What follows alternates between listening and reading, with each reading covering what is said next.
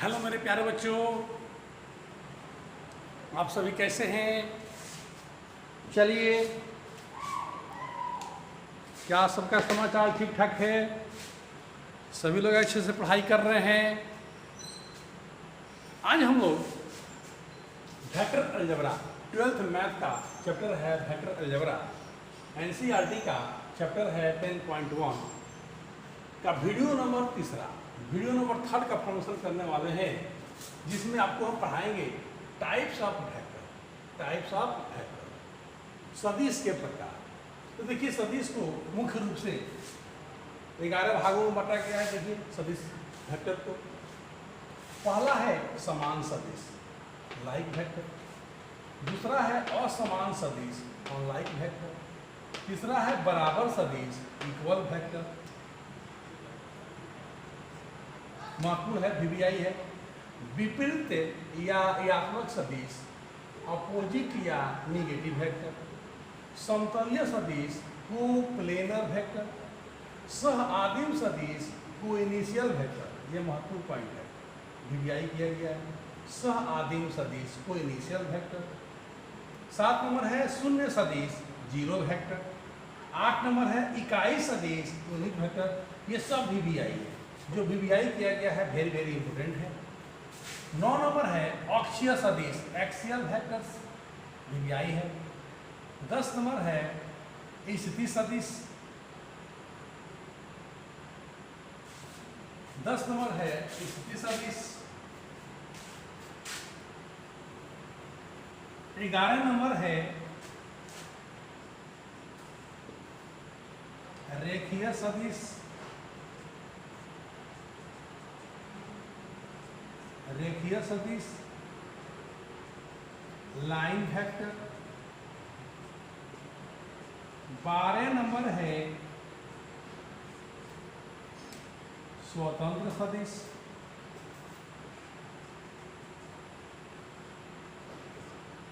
Free vector.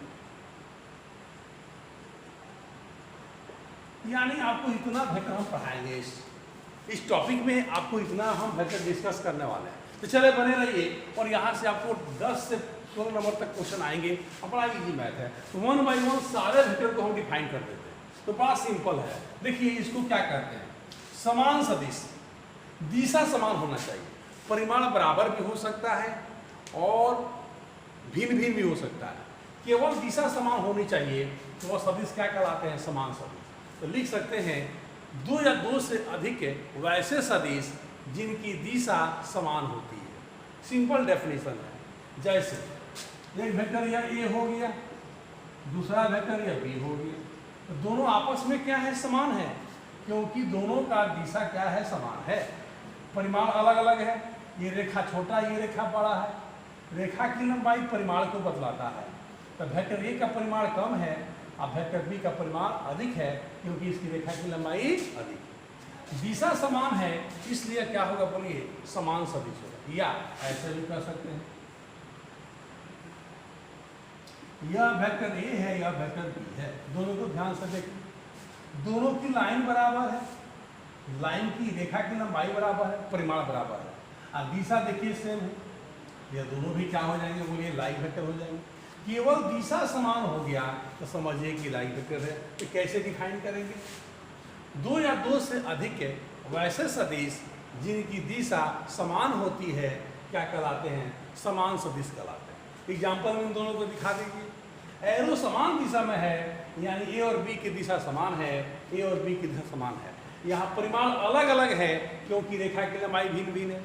यहाँ परिमाण क्या है, समान है, क्योंकि रेखा की लंबाई बराबर है। तो परिमाण बराबर भी हो सकते हैं और डिफरेंट भी हो सकते हैं, उससे कोई लेना देना नहीं है, दिशा समान होना चाहिए।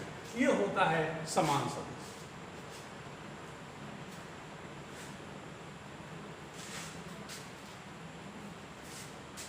दूसरा है असमान सदिश।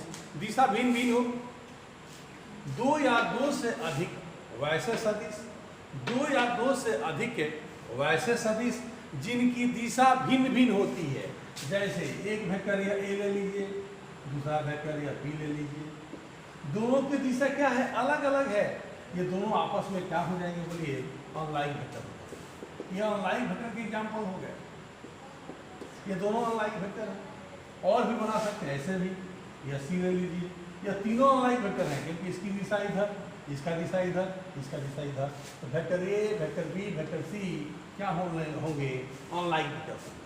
यानी दो या दो से अधिक के वैसे सदिश जिनकी दिशा भिन्न भिन्न होती है, दिशा समान नहीं होती है, क्या कहलाती है? असमान सदिश कहलाती है। एग्जाम्पल में दिखा दी, सिंपल सिंपल डेफिनेशन।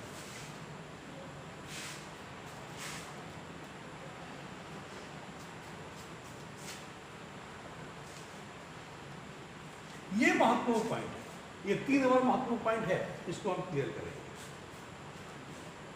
इसका दो या दो से अधिक वैसे सदिश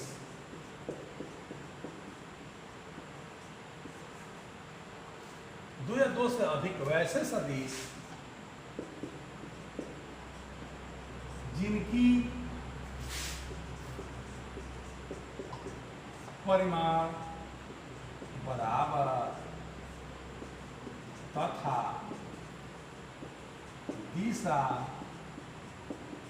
समान होती है, क्या कहलाती हैं? इक्वल वेक्टर कहलाती है।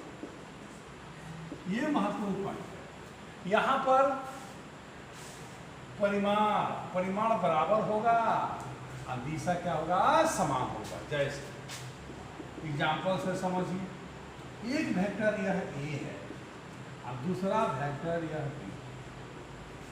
दिशा समान है, समान सदिश हो गए, और ये बराबर सदिश है क्योंकि दोनों की रेखा की लंबाई बराबर है, तो परिमाण बराबर है, दिशा समान है, तो हम कह सकते हैं ये दोनों आपस में बराबर सदिश है। वेक्टर ए बराबर हो गया वेक्टर बी। आया बात समझ? इसी में देखिए एक और एग्जाम्पल। ये हम बराबर सदिश पढ़ रहे हैं। ये क्या पढ़ रहे हैं बोलिए? ये है डेफिनेशन है बराबर सदिश की, इक्वल वेक्टर की। एक और एग्जाम्पल देखिए ध्यान से।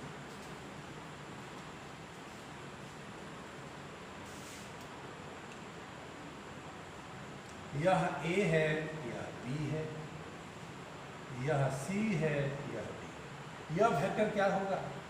ये वेक्टर होगा वेक्टर ए बी। दोनों की लंबाई बराबर है, यह हो जाएगा वेक्टर सी। ये दोनों आपस में vector A B, vector C D क्या है? इक्वल वेक्टर है क्योंकि दोनों की लंबाई क्या है? बराबर है, और दोनों का एरो समान दिशा में है। तो वेक्टर ए बी और वेक्टर सी डी दोनों आपस में क्या हो जाएंगे बोलिए? इक्वल वेक्टर हो जाएंगे। और ये महत्वपूर्ण, एक ये एग्जाम्पल हो गया, एक ये एग्जाम्पल हो गया। एक बहुत बढ़िया एग्जाम्पल आता है, देखिए अच्छा एग्जाम्पल आता है, इसको हम मिटा देते हैं।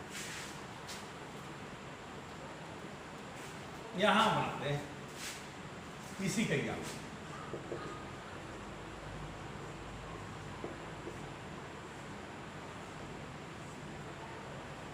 ये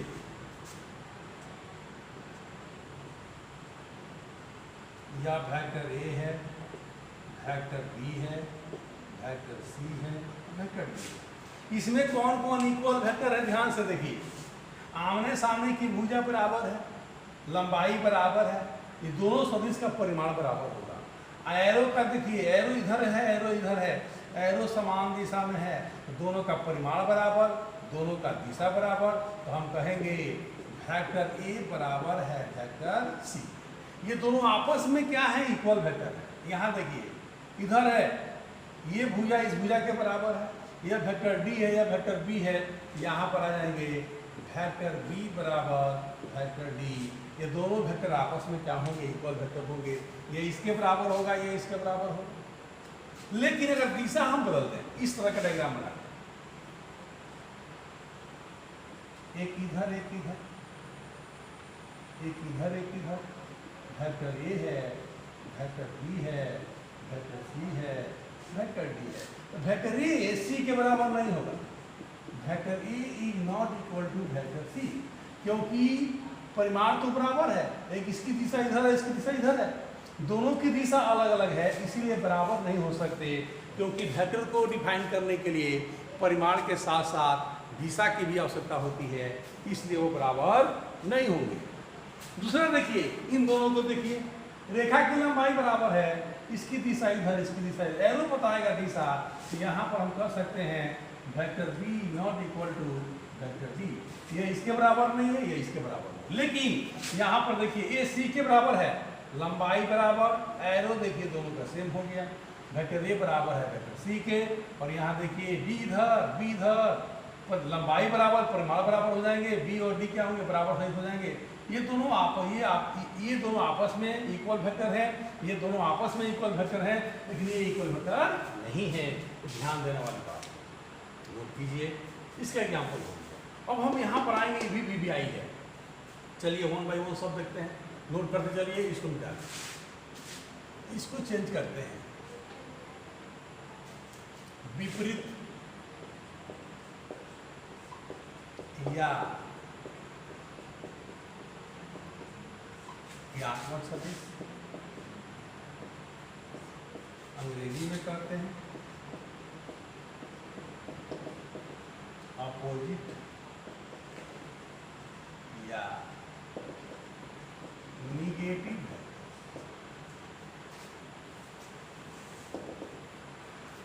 अपोजिट या निगेटिव वेक्टर्स, दो या दो से अधिक वैसे सदिश जिनकी परिमाण बराबर होगा, लेकिन दिशा क्या होता है, बोलिए, दिशा विपरीत होती है,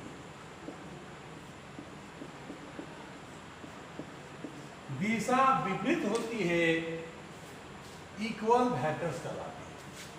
परिमाण बराबर होगा लेकिन दिशा उल्टा होगा, ये देखिए,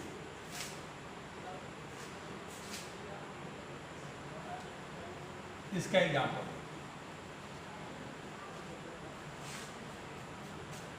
एक वेक्टर यह हो गया, यह वेक्टर ए है, यह वेक्टर बी, दोनों की रेखा की लंबाई बराबर है, रेखा की लंबाई बराबर, परिमाण बराबर, एक का एरो इधर, एक का एरो इधर, दिशा विपरीत है, ये दोनों आपस में क्या कहलाते हैं, विपरीत सदिश कहलाते हैं। अगर हम कहें कि ये बराबर है बी का, यह सही नहीं है, तो बराबर करने के लिए क्या करना होगा, इसके दिशा को उल्टा करना होगा, माइनस कर देना होगा, वेक्टर ए बराबर वेक्टर माइनस वेक्टर, यहाँ माइनस साइन देंगे, इसका मतलब दिशा जो इधर था इधर हो गया, ये हो जाता है आपका निगेटिव वेक्टर या अपोजिट वेक्टर। ए बी का अपोजिट है और बी क्या है, ए का अपोजिट है, आप इसको ऐसे भी लिख सकते हैं माइनस, दोनों ही सही है, यह भी सही है और ये भी सही है। यहाँ देखिए, ए इधर, बी इधर, ये आपस में बराबर नहीं है, लेकिन दोनों अपोजिट हैं, और इसको बराबर जब करना होगा मेरे प्यारे बच्चों, तो यहाँ माइनस साइन होगा। फिर ये भी देखिए, एक दिशा इधर, एक दिशा इधर, लंबाई बराबर है, परिमाण बराबर है, दोनों इक्वल करेंगे तो यहाँ माइनस लगाना, ये हो गए, ये निगेटिव साइन आ गया, निगेटिव हो गए, निगेटिव साइन आ गया, निगेटिव होंगे, अपोजिट डायरेक्शन है, इसीलिए क्या होता है, निगेटिव वेक्टर हो जाते हैं। और दूसरा एक और आता है, ये इक्वल नहीं होंगे, ये सही होगा, इसके लिए यह सही होगा, एक और आ जाता है, जैसे मान लीजिए, देखिए एग्जाम्पल में इसको,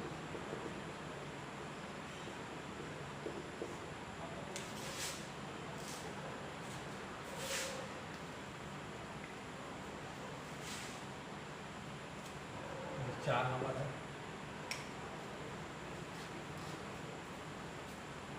अगर ऐसा है,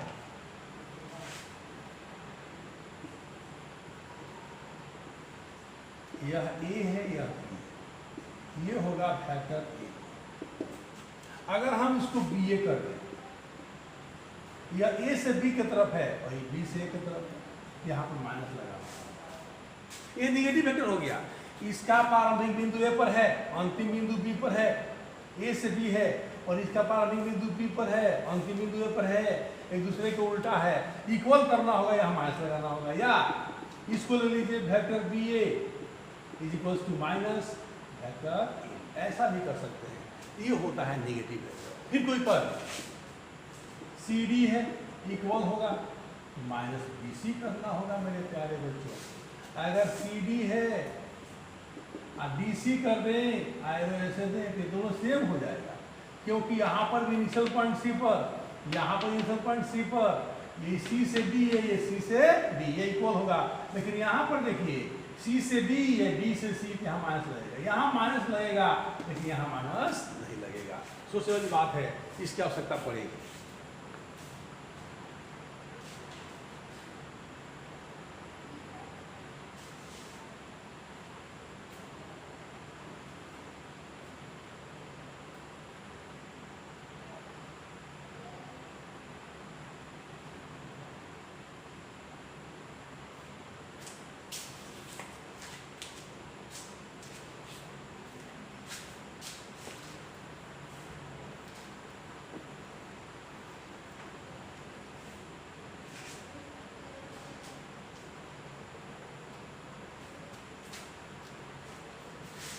दो या दो से अधिक वैसा सदिश जिनकी परिमाण बराबर तथा दिशा विपरीत होती है इक्वल वेक्टर्स कहलाते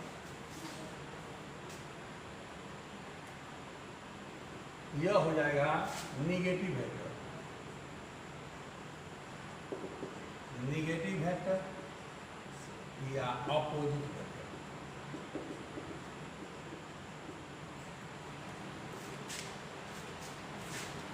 जैसे यहां देखिए ये ए से बी की तरफ है और ये उल्टा है, दोनों के एरो देखिए उल्टा है। A is not equal to B, equal करना होगा तो यहाँ माइनस लगाना होगा, या बी को इक्वल करना है ए का तो यहाँ माइनस लगेगा, इसलिए इसको नेगेटिव वेक्टर कहा जाता है। फिर यहाँ देखिए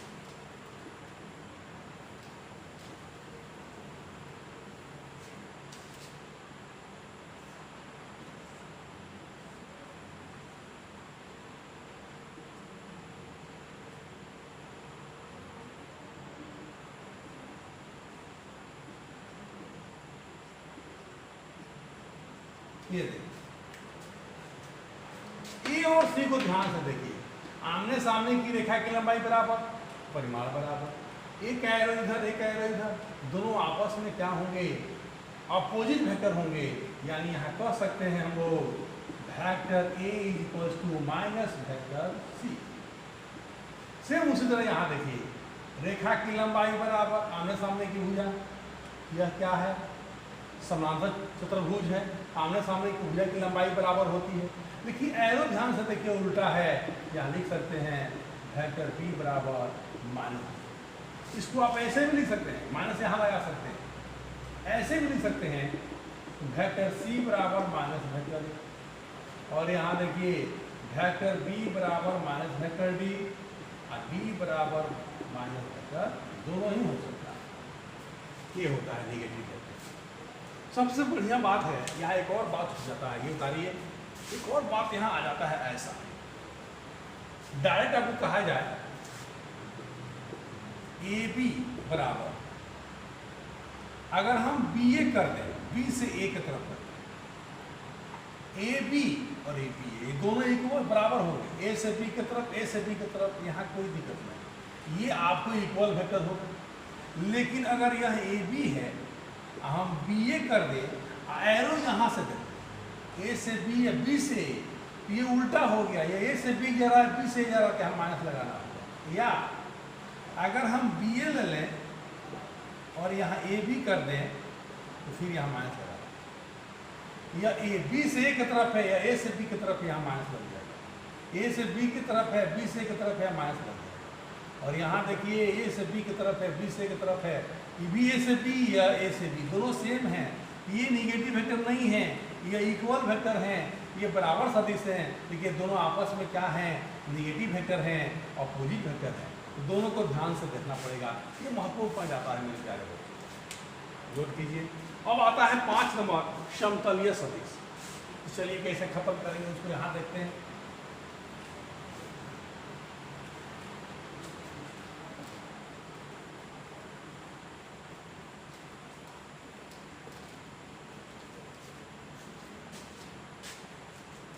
खूब प्लेनर वेक्टर में बात करते हैं, यहाँ इसकी 5 नंबर समतलीय सदिश, कोप्लेनर वेक्टर।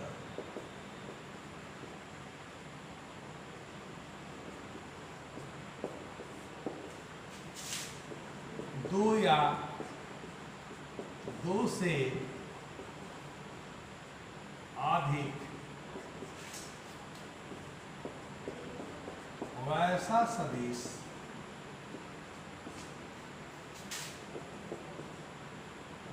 जो समान तल में क्रियाशील होते हैं, समान तल में क्रियाशील होते हैं,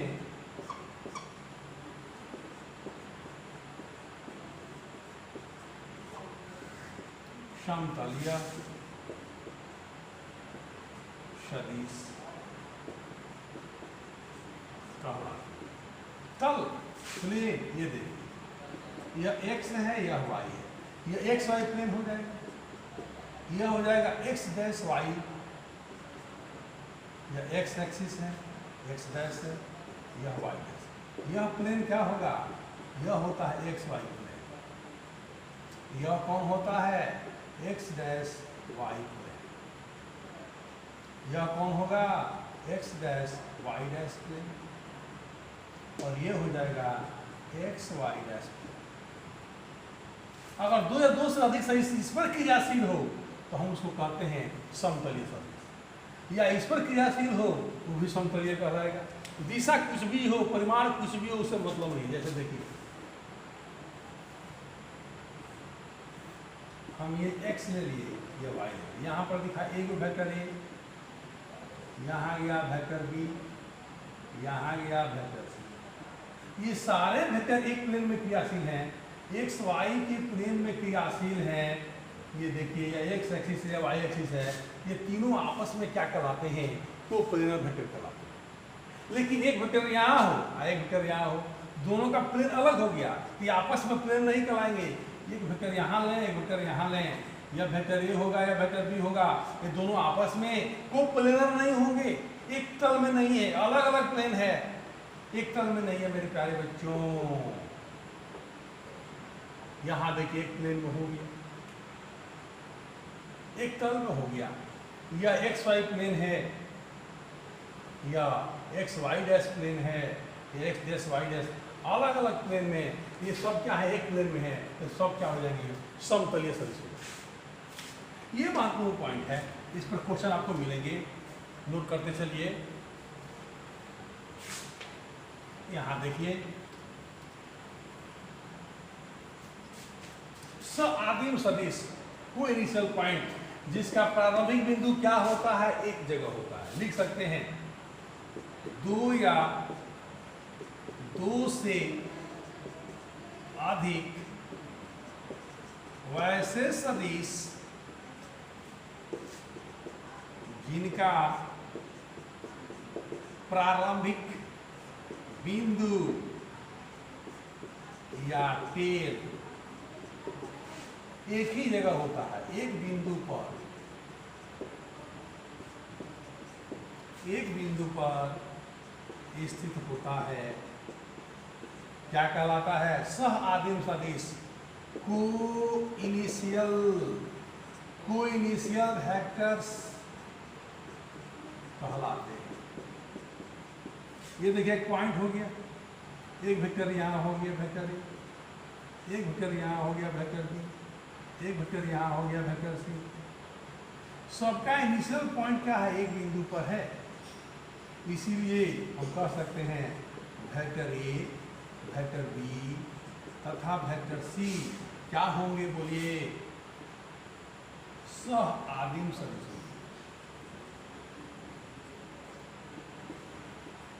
सह आदिम सदिश। ये जैसे आपको दे दिया जाए, एक क्वेश्चन दे दिया जाए ऐसा, वेक्टर ए है, वेक्टर बी है, वेक्टर सी है, अब वेक्टर डी है। एरो इसका ऐसा है, इसका एरो ऐसा है, इसका एरो ऐसा है, इसका एरो ऐसा है।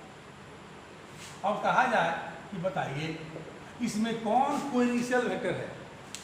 ए बी सी डी में दो ठो वेक्टर बताइए कौन कौन है जो इनिशियल वेक्टर है, कोई इनिशियल वेक्टर है। तो देखिए इस वेक्टर का हेड इसके हेड पर इसका टेल है, इसका देखिए दोनों का हेड मिला हुआ है, इसका हेड इसका टेल है। लेकिन ए और डी को ध्यान से देखिए, दोनों का इनिशियल पॉइंट यहाँ है, इसका भी टेल यहाँ, इसका भी टेल यहाँ। तो हम कहेंगे ए और डी क्या है, को इनिशियल वेक्टर हैं। तो लिख सकते हैं देयरफॉर ए तथा डी सदिश क्या है, बोलिए को इनिशियल वेक्टर है, को इनिशियल वेक्टर है, क्योंकि दोनों का इनिशियल पॉइंट एक है। ऐसा क्वेश्चन आपको मिल सकता है। तो कहता है तो आदि में दो या दो से अधिक वैसे सदिश जिनका प्रारंभिक बिंदु या टेल एक बिंदु पर स्थित होता है को इनिशियल पॉइंट कहलाता है। देखिए सब क्या है, को इनिशियल है, क्योंकि सबका इनिशियल पॉइंट क्या है, एक बिंदु पर है। इस डायग्राम में देखिए ए और डी को ध्यान से देखिए, इसका भी टेल यहाँ, इसका भी टेल यहाँ, इसका पूछ यहाँ, इसका पूछ यहाँ, ये दोनों आपस में क्या हो जाएंगे, को इनिशियल वेक्टर होंगे। लेकिन बी और ए और बी नहीं होंगे, क्योंकि इसका हेड है, इसका टेल है, नहीं हो सकता। इसको देखिए बी और सी को, बी का हेड है, बी का हेड है, भी नहीं हो सकता। को इनिशियल का मतलब है जिसका टेल है। ये खत्म हो गया। नोट करते चलिए, अच्छा से नोट कीजिए। हम थोड़ा इसको जल्दी खत्म करना चाहते हैं, क्योंकि मेन पॉइंट्स पर हम जाएंगे। आ रहा है देखिए, यहां से क्वेश्चन मिलेंगे को इनिशियल वेक्टर पर। अब आगे आपका 7 number zero vector. Zero vector शून्य सदिश या इसको नल वेक्टर भी कहते हैं।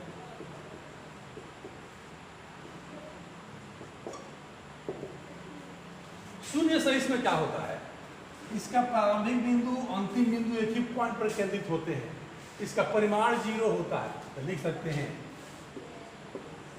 वैसा वेक्टर जिसका टेल तथा हेड एक ही बिंदु पर केंद्रित होता है, एक ही बिंदु पर केंद्रित होता है,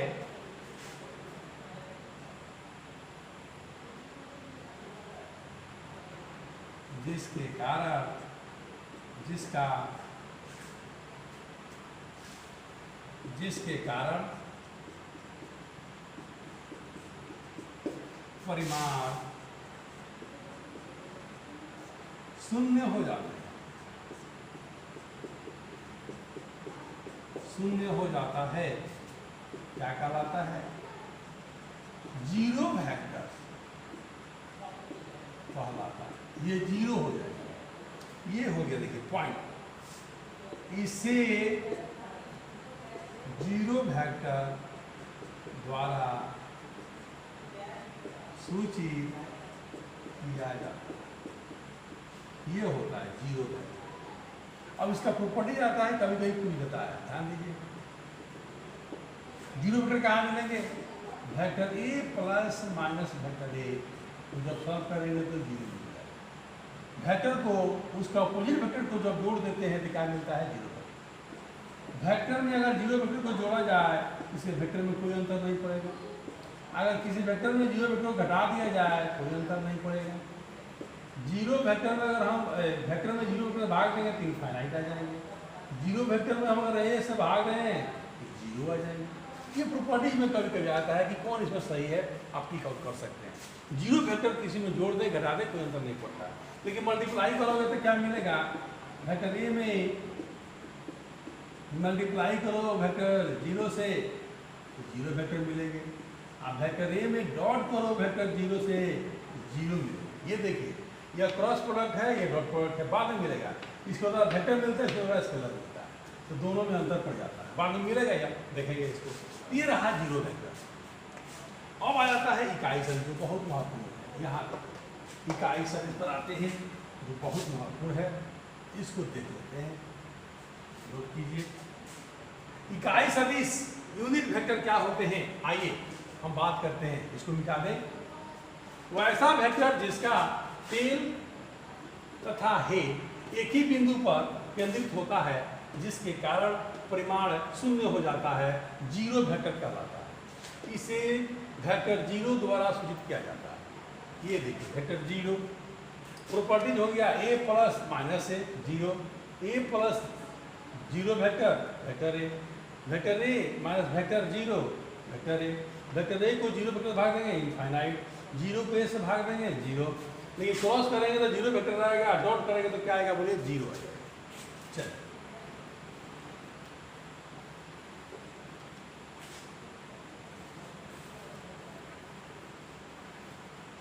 अब आता है इकाई वेक्टर जो बहुत महत्वपूर्ण है मेरे प्यारे बच्चों। ये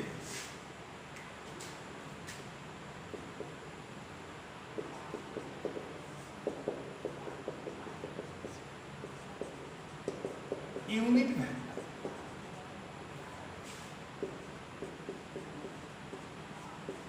इकाई सदिश जिसका मैग्नीट्यूड क्या होगा, 1 होगा। लिख सकते हैं वैसा वेक्टर जिसका मैग्नीट्यूड इकाई के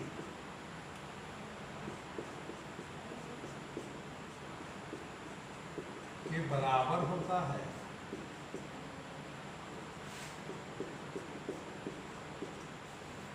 यूनिट वेक्टर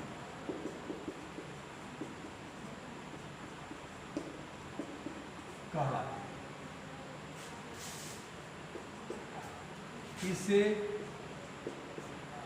एन कैप या ए कैप या बी कैप द्वारा सूचित किया जाता है। ये एन कैप इकाई सदिश है, इसका मोड लेंगे, इसका मान 1 हो जाएगा। ए कैप का अगर मॉडुलस निकाला जाए तो भी 1 हो जाएगा, बी कैप का मॉडुलस निकाला जाए तो 1 हो जाएगा। यानी कैप लगने का मतलब है उसका परिमाण 1 हो जाएगा। कोई कहे ए बी कैप, इसका मोड निकालिए क्या हो जाएगा, 1 हो जाएगा। इसका गणितीय परिभाषा क्या होता है बोलिए, किसी सदिश तथा सदिश तथा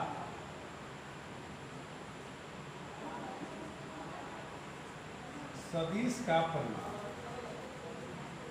सदिश तथा सदिश का परिमाण का अनुपात यूनिट वेक्टर कहलाता है। यानी सदिश ले लेंगे, वेक्टर ले लेंगे, अब वेक्टर का परिमाण जैसे आपको कोई कहे ए कैप का मान क्या होगा, यह वेक्टर ए का इकाई सदिश है, तो हम क्या करेंगे वेक्टर ए ले लेंगे, ए के मॉडुलस से भाग दे देंगे सदिश तथा सदिश का परिमाण। सदिश तथा सदिश का परिमाण का अनुपात क्या होता है, इकाई सदिश होता है। ए कैप बराबर vector A by modulus vector A. फिर देखिए अगर कोई कहे वेक्टर आर कैप निकालिए, तो वेक्टर आर तो लेंगे ही, लेकिन आर के मॉडुलस से क्या किया जाएगा, भाग दिया जाएगा, और यही एन कैप के बराबर हो जाएंगे, ये भी एन कैप के बराबर हो जाएंगे। अगर कोई कह दे ए बी कैप, बताइए क्या होगा, ए बी कैप, तो आप क्या करोगे बोलिए, ऊपर ए बी वेक्टर लेंगे और नीचे ए बी के मापांक से भाग देना। ये होता है यूनिट वेक्टर।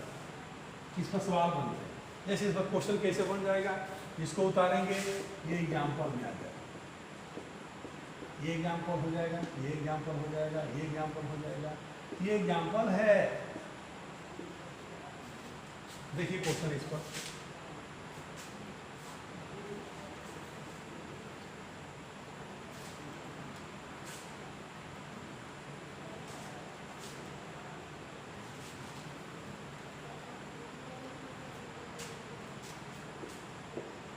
यदि वेक्टर ए बराबर 2i प्लस जे प्लस 4k कैप हो तो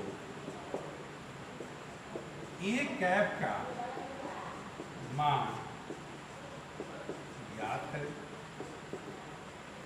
ये देखिए क्वेश्चन, तो आपको मालूम है ए कैप बराबर क्या होता है, वेक्टर ए बाई ए का मॉडुलस। ये तो दिया गया है, ए का मॉडुलस निकालना होगा। तो देखिए वेक्टर ए बराबर दिया गया है 2i प्लस जे की 4k कैप। तो आपको बताया गया था इसका मॉडुलस कैसे निकालते हैं, रूट दे देते हैं। आई का गुणांक क्या है 2 का स्क्वायर ले लेंगे, जे का गुणांक क्या है 1 का स्क्वायर ले लेंगे, के का गुणांक क्या है 4 का स्क्वायर। और यहाँ से आपको निकल जाएगा ए का मॉडुलस 4 हो जाएगा, 1 हो जाएगा, 16 हो जाएगा, ये हो जाएगा 21। अब आइए इस फॉर्मूला को रखिए। ए का मान कितना है ध्यान से देखिए। ए का मान यहाँ से रखेंगे 2i प्लस जे प्लस 4k कैप, और ए का मॉडुलस कितना है 21। यह निकल जाएगा 1। यही आंसर हो जाएगा। इस पर सवाल बहुत सारे बन जाते हैं। जैसे एक सवाल और देख लीजिए, इस पर एक और सवाल देख लेते हैं मेरे प्यारे बच्चों।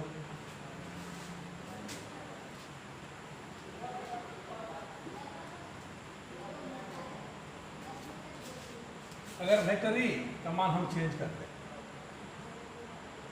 3i कैप 4j कैप और 5k कैप हो तो वेक्टर ए कैप का मान ज्ञात करें। क्या ये सॉल्व हो जाएंगे?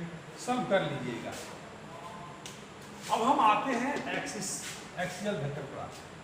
उतारिए इसको।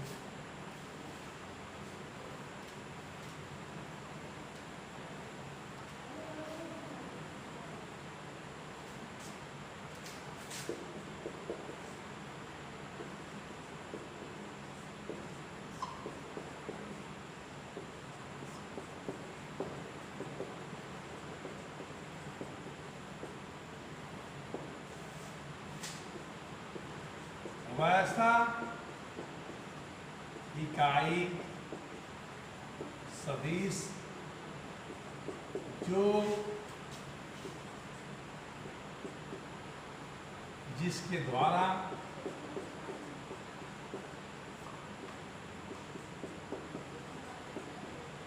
अक्षों को निरूपित किया जाता है, क्या कहलाती है? एक्सियल वेक्टर कहलाती है। अक्षों को निरूपित किया जाएगा मेरे प्यारे बच्चों। तो बताओ कितने अक्ष होते हैं? 3 ठो, X axis, Y axis, Z axis. इधर अगर हम ले लें एक्स डैश, इधर ले लें वाई डैश, इधर ले लें जेड डैश।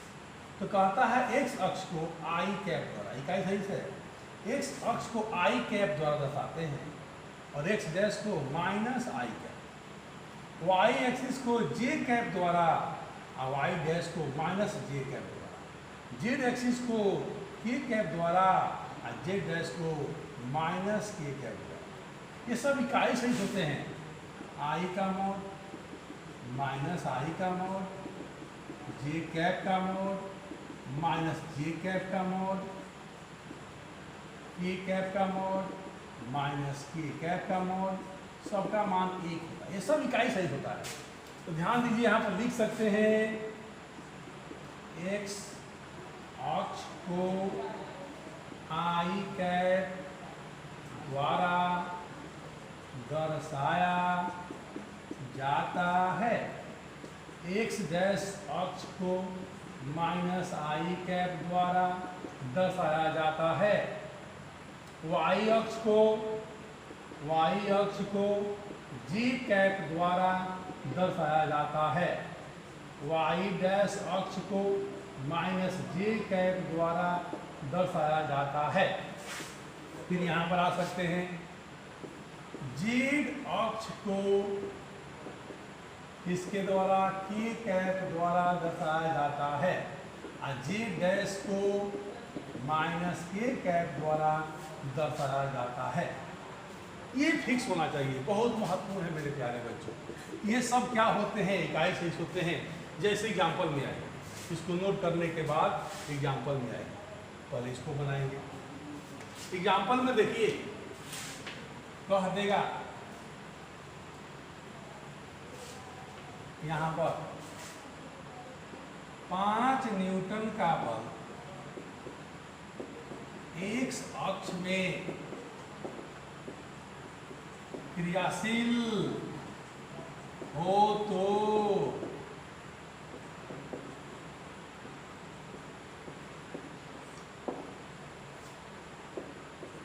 सदिश के रूप में दर्शाएं। ये 5 न्यूटन का बल एक्स अक्ष, हम एफ ले लेंगे, वेक्टर साइन ले लेंगे। मैग्नीट्यूड कितना है 5 ले लेंगे। और किस अक्ष में है, एक्स अक्ष। एक्स अक्ष के लिए क्या यूज करेंगे, आई। ये देखिए हो गया, वेक्टर एफ बराबर हो गया 5i कैप। या आपसे कोई पूछ सकता है कि 10 के कैप है, इसका मतलब क्या हुआ? तो आप कहेंगे कि एक बल है जिसका परिमाण कितना है 10 इकाई, और दिशा किधर है के कैप। के कैप किसको दर्शाता है, जेड एक्सिस को, जो जेड अक्ष में क्रियाशील है। यह दिशा बतलाता है मेरे प्यारे बच्चों। इसीलिए आई जे के को हम क्या कहते हैं, एक्सियल वेक्टर कहा जाता है। अगर एक्स एक्सिस में होगा वहाँ आई लगेगा, वाई एक्सिस में होगा वहाँ जे लगेगा, और जेड एक्सिस में होगा वहाँ के लग जाता है। ये बहुत ही महत्वपूर्ण पॉइंट है मेरे प्यारे बच्चों। इतना आ गया, तो चलिए नोट हम बता दिए 10, 11, 12। अगले हम चैप्टर में, अगले हम वीडियो में इसको क्लियर करेंगे। आज इसको यहीं पर रोकते हैं मेरे प्यारे बच्चों, अगले वीडियो में इसको क्लियर करके हम फिर से आगे बढ़ेंगे। तो चलिए फिर से हम बोलना चाहते हैं मेरे प्यारे बच्चों, science coaching institute Mirganj Gopalganj एक ऐसा चैनल है जहां पर आपको 12th का 11th के सभी सब्जेक्ट के, साइंस हो, इंग्लिश हो, हिंदी हो, बायोलॉजी हो, फिजिक्स हो, केमिस्ट्री हो, मैथ हो, सारे सब्जेक्ट के वीडियो सिस्टमेटिक मिलते हैं मेरे प्यारे बच्चों। इसलिए हम चाहेंगे चैनल को आप सब्सक्राइब करें, अपने बच्चों को, अपने दोस्तों को शेयर करें, और फिर से हम बोलना चाहते हैं एक लाइक हम लोग की एनर्जी को एक्साइट कर देता है, उत्तेजित कर देता है। इसे लाइक करना ना भूलें। चलिए दैट्स ऑल, अच्छा सा रहिए, मस्ती में रहिए। Good night.